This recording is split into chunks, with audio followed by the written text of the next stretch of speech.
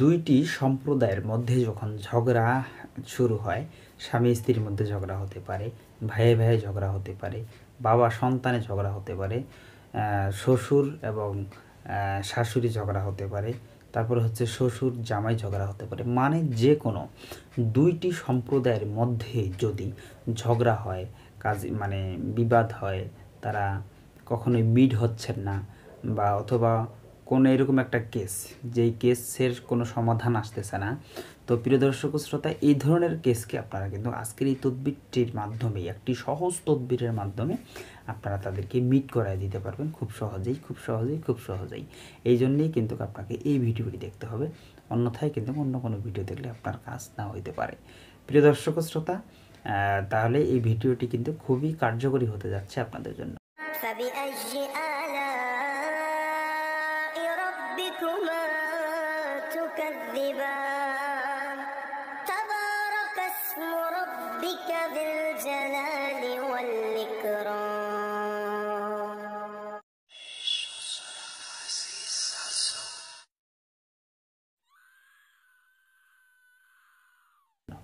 ইন্নাল হামদুলিল্লাহ ওয়াসসালাতু ওয়াসসালামু আলা রাসূলিল্লাহ।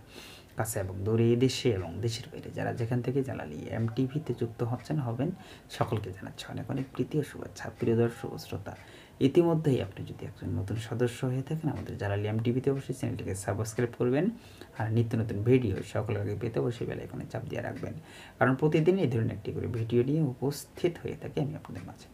বরাবরের মতো আজকেও একটি ভিডিও নিয়ে উপস্থিত হয়ে গেলাম। ভিডিওর বিষয়বস্তু হচ্ছে যে দুইটি সম্প্রদায়ের মধ্যে যদি ঝগড়া হয়, বিবাদ হয়, এই বিবাদওয়ালা মানুষগুলোকে কিভাবে মিট করায় দিবেন, কিভাবে এক করায় দিবেন, এরকমই একটি তদবির নিয়ে কিন্তু উপস্থিত হয়ে গেছে। এই জন্য শুরু থেকে শেষ পর্যন্ত দেখবেন, এবং যে নিয়ম বলবো সেই নিয়মে কিন্তু আপনাকে কাজ করতে হবে। যদি কাজ করতে পারেন, ইনশাআল্লাহ অবশ্যই 100% আপনারা ফলাফল পাবেন, এতে কোনো মিস হবে না। আপনাকে যেটা করতে হবে সেটা হচ্ছে, যেই ইয়াটা দিচ্ছি আমি, কি বলে, যে আয়াতটি দেব, এই আয়াতটি সেম আপনাকে চীনা মাটির বর্তনে লিখতে হবে।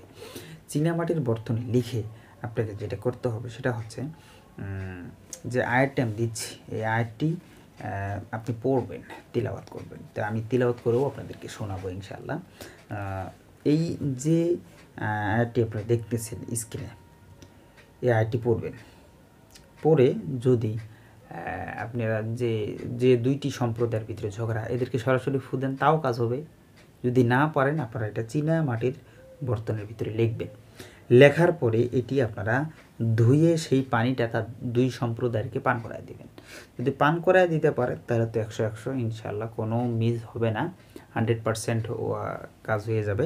পাশাপাশি যদি সেটাও সম্ভব না হয়, তাহলে তারা যে টিউবওয়েলের পানি খায় বা যে কূপের পানি খায় সেখানে ফালাবেন, সেখান থেকে তারা পানি খাবে, বাস ঠিক হয়ে যাবে। অন্যথায় তারা যে পুকুরে গোসল করে, এটাও যদি আপনার মানে খাওয়ানোটা যদি সম্ভব না হয়, তারা যে পুকুরে গোসল করে এই পুকুরের মধ্যে ফেলাবেন।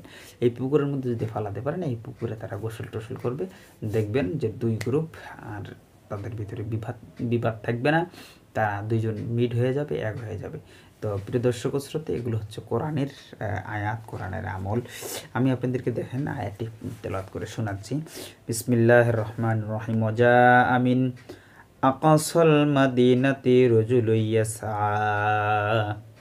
ক্বালা ইয়া কওমি ইত্তাবিউল মুরসালুন ইত্তাবিউ মান লা ইয়াসআলুকুম আজরাও ওয়া হুম মুহতাদুন। প্রিয় দর্শক শ্রোতা, এই আয়াতটি পড়ে অথবা লিখে আপনারা যে সিস্টেমে বললাম, এই সিস্টেমে কাজ করলে অবশ্যই আপনারা খুবই সুন্দর ফলাফল পাবেন। তো প্রিয় দর্শক শ্রোতা, যারা যেখানে থাকেন, সুস্থ থাকেন, সুন্দর থাকেন, সকলের সুস্থতা কামনা করে বিদায় নিচ্ছি। আসসালামু আলাইকুম ওয়া রাহমাতুল্লাহি ওয়া বারাকাতুহু।